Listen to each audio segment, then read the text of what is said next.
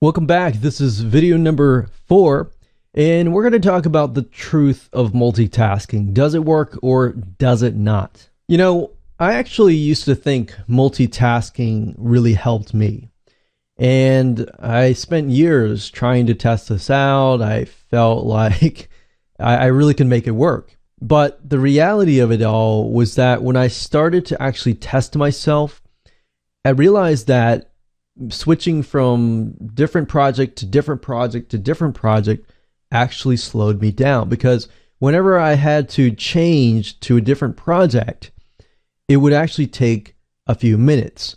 So I decided to look into this and really look into this and kind of get some facts, kind of get some data, and see if like computers could multitask as well. Because if anything that can multitask well, it's the computer, right? So multitasking, unfortunately, is a myth, because if you think about it, if you spend multiple activities, you think that it's going to accomplish more, but the reality is it will not make you accomplish more.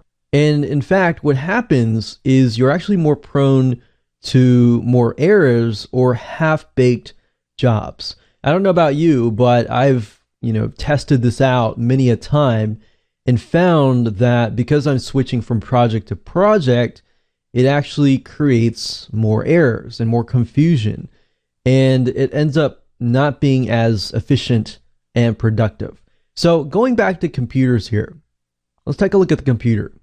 We think that computers can multitask, but the reality is that it's not multitasking. What a computer does is it runs a series of codes, but it does it one at a time. So even though it has multiple processors and multiple RAM, what it's just doing is it's doing it on a very, very fast way, but still one at a time. So if a computer is not really multitasking, so for example, those RAM, gigabytes of RAM and stuff like that, you need more RAM to run, faster programs and things like that.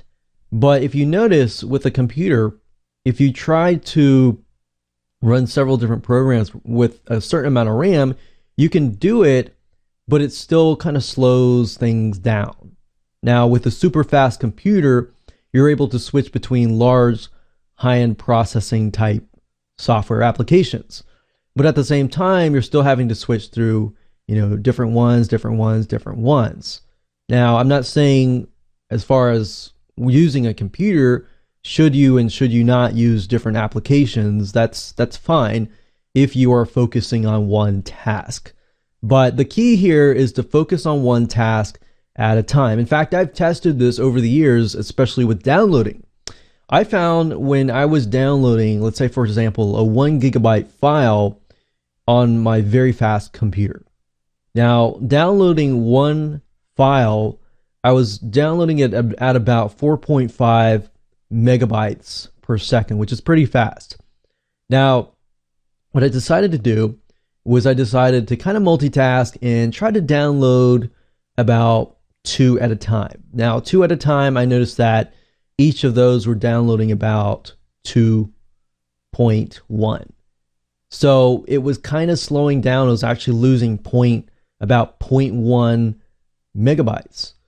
And then I tried to do 10, and I noticed that I was losing about like 0.5 megabytes per second trying to kind of download all of these files at the same time. So if a computer has issues doing this, then so will our human brain, unfortunately.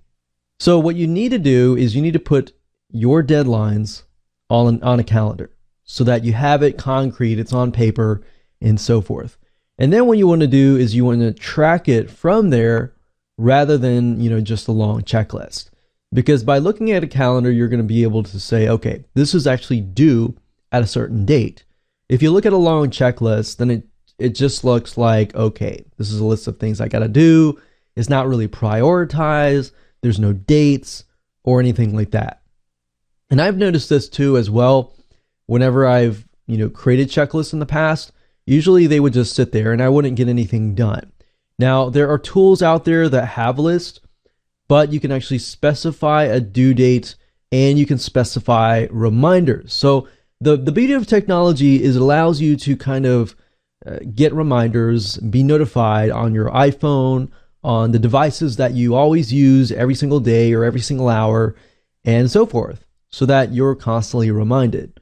So that kind of brings us to video number 5, which is time management tools. I'm going to show you specific tools that I have discovered over the years. These are tools that have been narrowed down from many, many different tools that we've spent tons of money on the different tools and narrowed it down to several tools that will really, really work really well.